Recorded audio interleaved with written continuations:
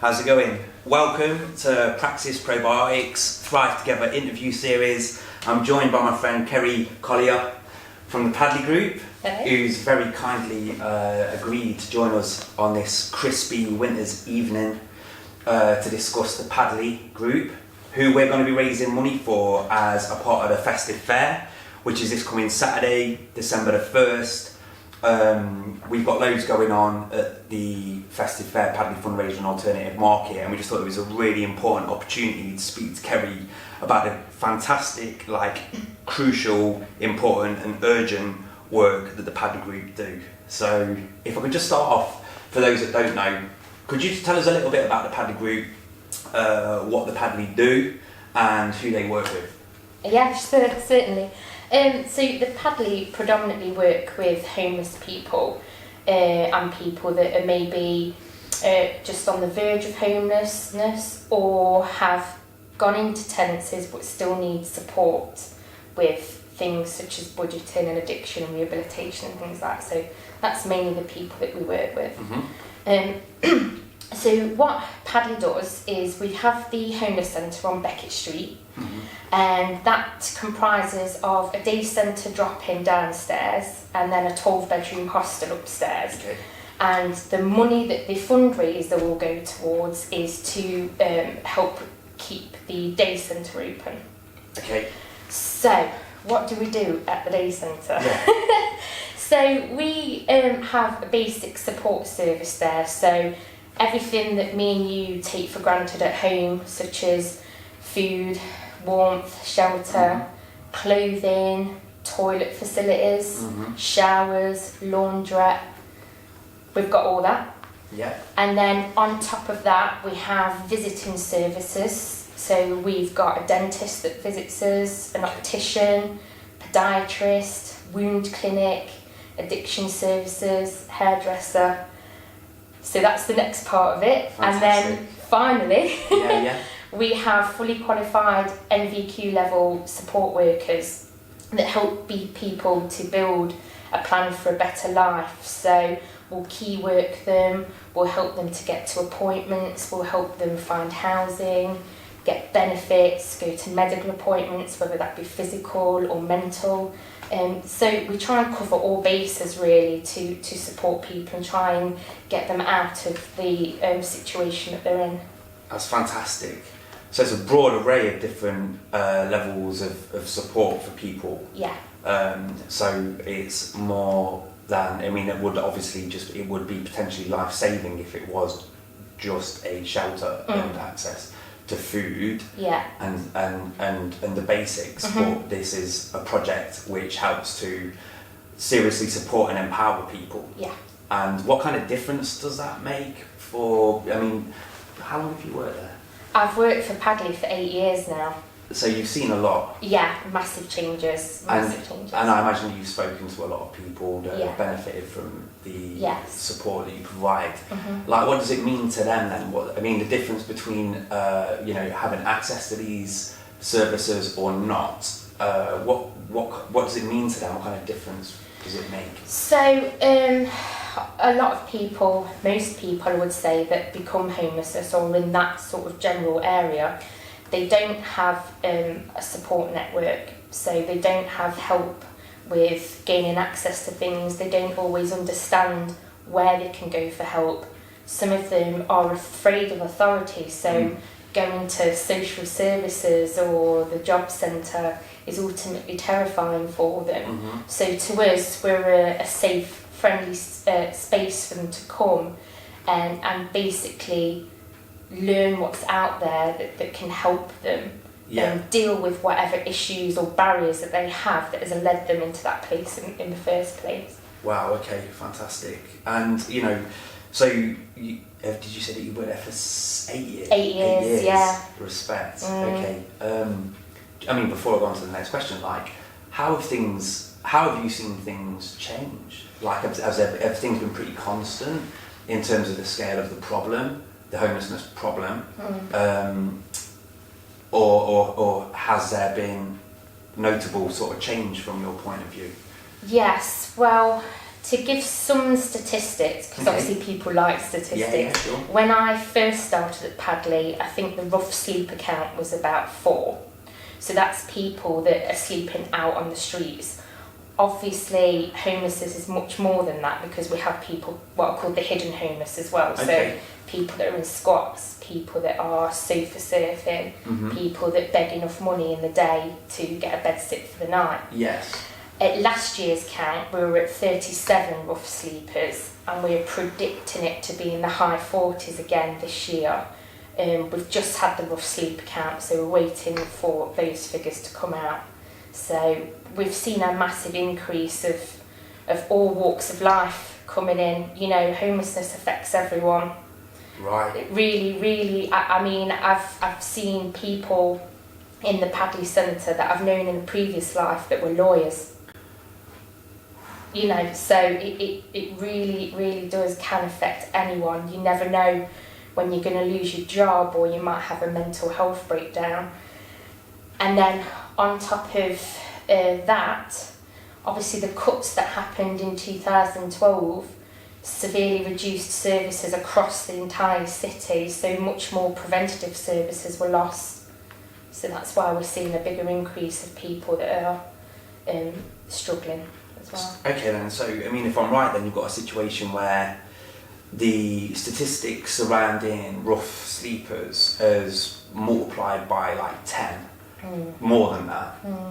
And at the same time, rather than the amount of funding, etc., needed to accommodate that increase, instead we've seen the opposite. Yeah. So we've seen a withdrawal of funding, and I mean, how has that affected the ability of the Padley to kind of continue, and what's that been like for yourself? Obviously working at the Padley, because it's quite an incredible achievement really that the Padley has managed to like survive these turbulent times of austerity and public spending cuts and things like that. So from the perspective of somebody that's working for the Padley on the inside, like, how has that period of time been? Because that seems like quite a stark contrast. It's been a real struggle. It's been a real struggle. When the cuts first came in, we had to make some of our support workers redundant. So we had less people able to help. We've gradually been able to build that up again with the massive support that the public and organisations and businesses have given to us. So, you know, we're getting back on our feet, but, you know, we've got no mainstream funding coming, so from one day to the next, you know, we are fighting and working as hard as possible to be able to, you know, provide more services, employ more support workers, so we can give more people more help. So that's where we're kind of at the moment. Respect.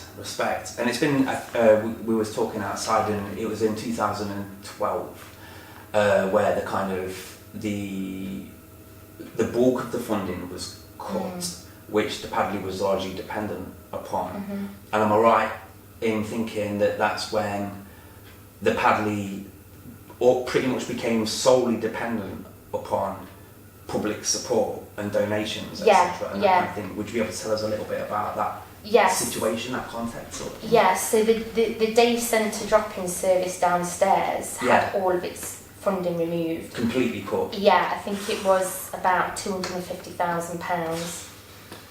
So at that point, we basically, you know, put a shout out to the good people of Derby and set up a campaign called the Padley 4000, which was a monthly giving scheme. Right. And we're asking people for a minimum of £2 a month. If you can give more, that's great. And that sort of monthly giving allows us to plan better about what we can do with money, how we can budget better, what services we might be able to provide people. So that's where we're at.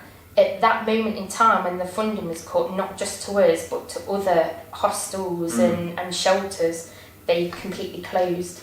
Right. So we were able to stay open purely by the goodwill of the people of Derby. Fantastic, hats off. Yeah. Respect. Yeah. So that's the kind of, that was the kind of situation where for anybody that out there that could afford a couple of £1 a month, they maybe always like a standing order or something like that. And that allows the Padley then to actually kind of like budget, so that you can have a bit of a prediction of your cash flow and that sort of thing, so you can forecast. Yes. And then try and identify the ways in which that budget's going to be spent. Use it the benefit, to the people that we're supporting. So. Okay, and so for yourself personally, because you're marketing, fundraising, and events manager. Yeah. Yeah. And have you been in that same role for the period of time? Like, no. What's your journey been? No, so I've only been in that role for 2 years now. So from the very start, I was the administrator. Yeah. But obviously we didn't have a marketing, fundraising, events coordinator. So I kind of did that in conjunction with the CEO and the board of trustees. Yeah. And then obviously it became very aware that we needed someone, to spend full time, because it is a full-time job, going out there, talking to people, talking to organisations, talking to companies, corporate sponsors. It's really important that we get those in and keep pushing the message out there that homelessness is getting worse. And we need help. So I was given that sole role 2 years ago. Okay, respect, excellent. Yeah. And I mean, obviously, it sounds then within that context that you've just explained, there was a real need for this role, and to engage the public, to raise awareness about the need of the services, etc.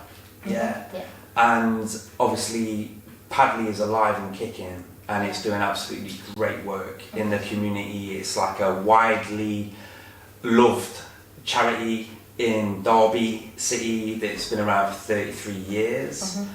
And you've got different initiatives. So you've got like the Padley 4000 initiative that you've just explained to us. Is there any other sort of like initiatives or campaigns or projects or approaches that you take? I mean, obviously, for example, you get people that organise fundraising events and things like that. What other sort of things does the Padley find helpful in terms of like fundraising or support or anything like that? Is there anything else that's been beneficial? Yeah, so we've done this thing called Sponsor a Sunday that we've put out to quite a lot of the business side of things, where they can sponsor a Sunday for £100. Okay. So they will, for the week leading up to that, they'll be splashed all over our website and our social media, so obviously it gets them more notice, and obviously really helps us out because we run a Sunday purely on volunteers, so it costs us less to run the place on a Sunday, so that's been really helpful. One company actually through that initiative gave us £17,000, which was enormous, and we were so grateful for that, and they've been extremely supportive. So, and that was by me putting it out there and going to visit them and taking the time to sit down with them and explain to them how important it was that their support was, and make them feel like they were really making a difference, which they are. Yes. So that's kind of what I do. Respect. Yes. So with that in mind as well, because when you were heading down here, again, it's like nearly 6 o'clock in the evening. You said that you finished at about 4:30. You got stuck in traffic down here. It's getting towards the end of November. The traffic's mad. It's kind of crazy out there at the moment in terms of people shopping and stuff like that. And like, you're busy. Obviously there's a lot of hustle and bustle out there. It's a busy time of the year for the Padley, right? Yes. And we were chatting when you arrived about how it was important for you to have a little bit. You said you take a bit of time off in the build up towards this period, like the festive period or the winter period generally. I mean, could you tell us a little bit about that? Could you tell us a little bit about obviously what it's like at this time of the year? I guess I'm interested on kind of two main levels really, but I'd love to hear anything that you'd be able to help us learn about, like from the perspective of the Padley, what's it like at this time of the year? but also, you know, what's it like from the perspective of the people that you work with, of the homeless people that you work with? Like, why is this sort of time of the year such a crucial time of the year for the Padley's existence? Yeah, so I would obviously, with it getting colder, yeah, right, we get a lot more people in the centre during the day. The night shelters are about to start on Saturday. right, They run from the 1st December till the end of March, and what that is 7 churches in the city take it in turns to open up each night, right, and offer, I think it's about 35 beds for the night. okay, And then we work closely with them because they'll send them to us the next day. right, So just purely because, you know, of the cold weather, and as we've noticed the last couple of nights, it's been extremely cold. yes, And people struggle. That's the bad side of the winter period. Yeah. However, the lead up to Christmas for a fundraiser such as myself, it's a wonderful time as well, because people are so giving and so supportive, and like you've just mentioned, I have to have a week off in November before it starts to deflate, so that I have time to put all my energy in, because I'm here, there and everywhere, because so many people just want to do something for us, and I love it. I love it. It's my favourite time of the year. I love it. That's beautiful. So, I mean, obviously it's difficult to really comment on if you've not experienced it yourself, and that's why I'm a little hesitant when it comes to these statements that I make. But my assumption would be that it's an extremely harsh, potentially quite, you know, I imagine that it's like a very potentially distressing time of the year, like maybe significantly distressing time of the year. Yeah. To have that fear of the unknown, to not be sure where you're going to be sleeping that evening, if you're going to have a bed or a roof over your head, if you're going to be encountering abuse on the streets, or if you're going to feel a sense of security or safety, if you're going to get any food the next day or that evening. I can only imagine what it might be like, because I've been privileged enough to never be in that situation. So there's all of these kind of like really serious concerns surrounding this time of the year. However, accompanying that, which is quite heartening, it's a time of the year where people are actually keen to show their support to the Padley. Yeah. And so it's a time of the year where you get a lot of support and a lot of engagement. Okay, so what we're going to do is, I just got away from my man Gav. I'm sorry about my alarm going off. That's my 6 o'clock alarm.